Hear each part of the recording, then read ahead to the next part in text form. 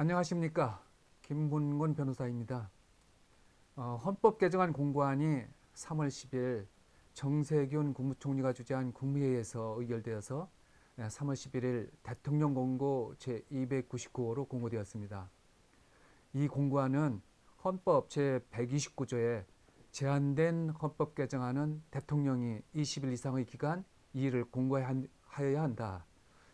이 공고안은 헌법 제129조 제한된 헌법 개정안은 대통령이 20일 이상의 기간 이의를 공고하여야 한다라는 규정에 따른 것입니다.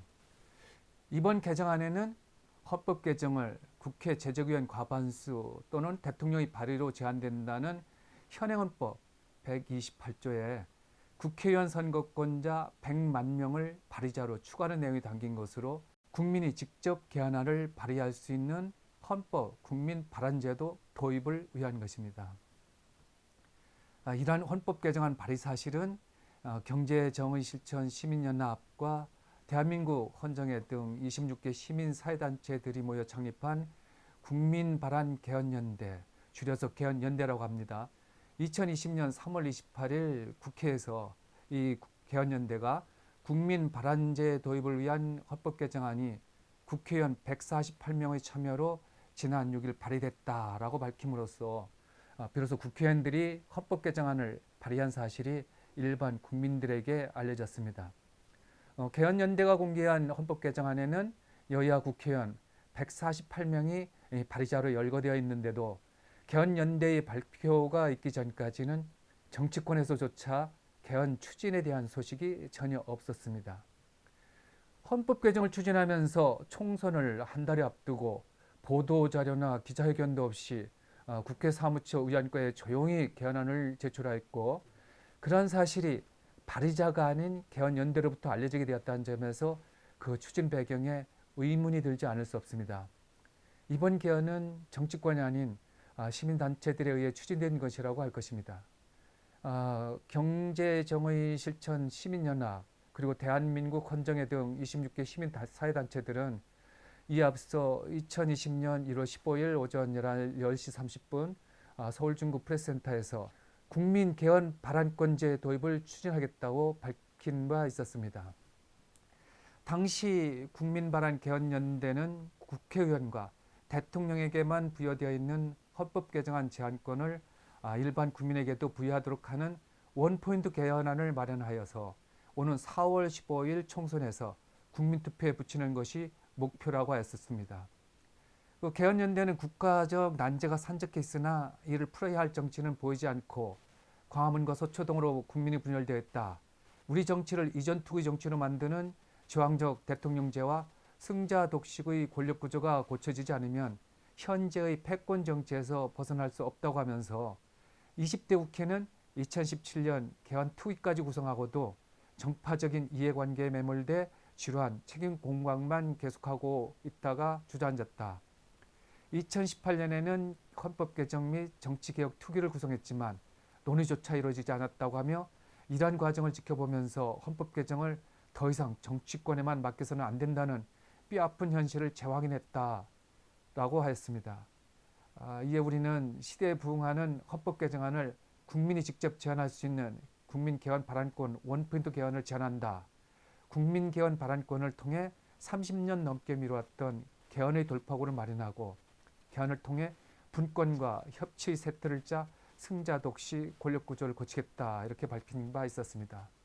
이날 대한민국 헌정회 유경 회장은 지금 우리나라 정치는 끊임없이 반복하고 있다. 이 척박한 정치 풍토에서 헌법 개헌을 추진한다는 것은 대단히 어렵다. 개헌의 목마른 국민을 위해 오늘 총선에서 반드시 국민투표에 붙여 개헌을 실천해야 한다고 말했었습니다. 그러나 이러한 개헌 연대 발족에 대하여는 중국에서 번지기 시작한 코로나 바이러스 감염 우려의 노수에 가려 국민들에게 널리 알려지지 않았었습니다. 이번에 마련된 헌법 개정안은 헌법 128조 제1항 헌법 개정은 국회 제적의원 과반수 또는 대통령의 발의로 제한된다는 내용의 국회의원 선거권자 100만인 이상을 추가하자는 것으로 그 취지에 대하여 국민의 참여와 국민의 의사수렴을 더욱 용이하게 하고 이른바 광장민주주의를 투표민주주의로 전환함으로써 대의제 민주주의를 보완할 수 있을 것으로 보인다라는 주장을 하고 있습니다. 이 말은 정치적인 구호 주장에만 그치지 않고 실효적인 행동에 나서겠다는 것입니다. 이에 대해서 전국 377개 대학 6,094명의 교수들이 참여하고 있는 사회정의를 바라는 전국 교수 모임, 약칭해서 종교 모임입니다. 이 종교 모임에서는 개헌연대의 발표가 있은 후 개헌안에 대해 아무나 헌법 개정을 발의할 수 있도록 한 헌법 개정안이라면서 국회 회기 말기에 나라가 혼란한 틈을 타서 발의한 헌법 개정안을 즉각 처리할 것을 강력하게 요구했습니다.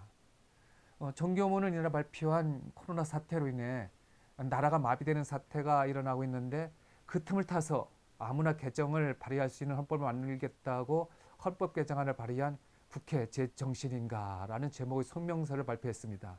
그 설명서에서 온 국민이 중국 우한발 신종 코로나 사태로 인하여 불안해하며 그나마 시민적 의식을 발휘하여 일상을 스스로 자제하고 이로 인해 대한민국이 마비되는 사태를 우려해야 하는 상황에서 참으로 황당한 일이 벌어지고 말았다. 집권 민주당과 그 주변 정당들 그리고 일부 미래통합당 의원들이 가세하여 헌법 개정안을 국회에 상정한 것이다 라고 지적했습니다. 교수들은 국가 정체성은 헌법에 있다고 해도 과언이 아니다. 지금 발의한 내용대로라면 100만 명의 청원만 있으면 헌법의 그 어떤 조항, 그 어떤 정체성도 바꾸지 않은 시도가 가능하게 됨을 의미한다. 최근 청와대 청원 게시판에 참여하는 국민 숫자를 보면 100만 명의 결집은 그리 어려운 일이 아니다. 일정 비율 이상이 참여한 17개 광역시도의 일정 숫자 이상의 요건도 없는 단순 100만 명은 잘 조직되고 동원되는 세력을 위한 수단에 불과하다. 이렇게 지적하고 이는 다시 말해서 대한민국 헌법이 하루가 멀다 하고 이해관계가 달린 집단의 동원에 흔들린다는 것을 뜻한다. 광장 민주주의보다 더 크고 더 위험한 민주주의 위기에 사회적 혼란이 야기될 것은 불을 보듯 뻔하다고 했습니다. 교수는 또 무시로 헌법 개정을 둘러싼 소리는 대한민국을 흔들어대는 흉기로 남용될 여지가 더 크다. 여기에 세를 동원한 집단들이 야합하여 영구적인 이권 나눠먹기로 헌법이 전락할 가능성이 크다.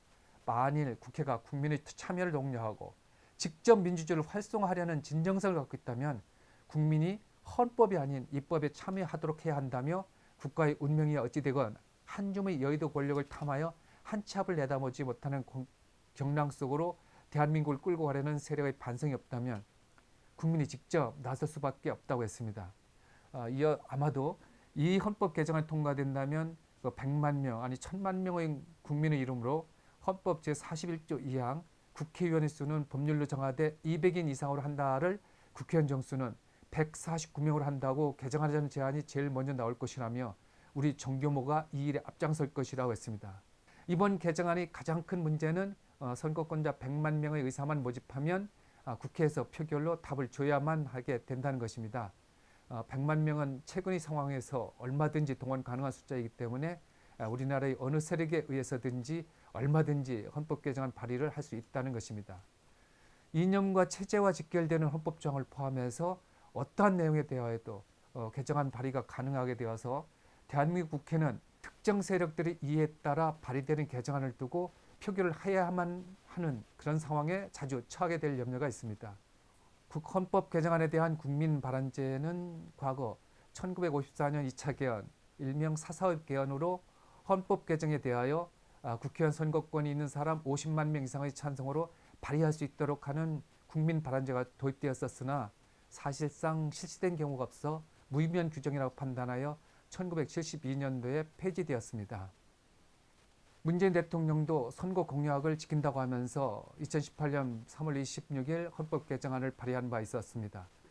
헌법 전문에는 5.18 민주화운동과 부마항제, 60항쟁을 계승한다는 점을 추가하고 일부 기본권의 주체를 국민에서 사람으로 확대하고 근로자라는 명칭은 노동자로 바꾸고 정리해고 반대 파업 등이 가능하도록 노동상권 개념을 일부 확장하였으며 토지 공개념을 새로 도입하고 정부 형태는 4년 연임제를 골자로 하되 대통령의 권한을 일부 축소하고 국회 예산 심의권을 강화하고 법률안 국민 발안제를 도입하고 또 선거 연령은 18세로 낮추고 헌법에 선거의 비례성 원칙을 명시해서 연동형 비례대표제를 도입할 근거를 마련하자는 그런 내용이었습니다. 문재인 대통령이 2018년 3월 26일 그 헌법 개정안을 발의한 후 5월 24일에 개헌안을 국회에서 표결을 붙였으나 자유한국당이 불참하여 국회의결을 거치지 못하고 폐기되었습니다. 문재인 정부에서 헌법에 도입하려고 했던 연동형 비례대표제 도입은 지난번 선거법 개정으로 도입되었습니다. 현행 헌법상 헌법 개정안 발의는 국회의원 제적 과반수 또는 대통령만이 할 수 있는 것이기 때문에 개헌연대가 국회의원은 발의자로 하여 추진한 것으로 국회의원 148명이 대한민국 헌법 개정안 발의자로 기재되어 있습니다. 이번 개헌안은 정부가 20일 이상 공고하고 공고일 60일 이내에 제적의원 3분의 2 이상의 찬성으로 의결되면 30일 이내에 국민투표에 붙여지게 됩니다. 현재 의원 제적수가 295명이므로 개헌안이 국회를 통과하려면 197명의 찬성이 필요합니다. 발의에 참여한 의원 148명에 49명을 추가로 확보해야 합니다. 반대로 99명이 찬성하지 않으면 부결됩니다. 그런데 현재 발의자에 포함된 국회의원 중에도 반대하겠다는 분이 있으므로 국회 통과는 쉽지 않을 것으로 예상됩니다. 국회에서 가결되면 4.15 총선에서 국민투표를 함께 실시할 것으로 보입니다. 국민투표가 실시되어 투표를 하게 된다면 개정안의 취지와 개정안이 가져오게 될 문제점을 잘 알고 국민투표에 임해야 할 것입니다. 아무쪼록 이번 헌법 개정안에 대하여 이해하시는 데 도움이 되었으면 합니다. 감사합니다.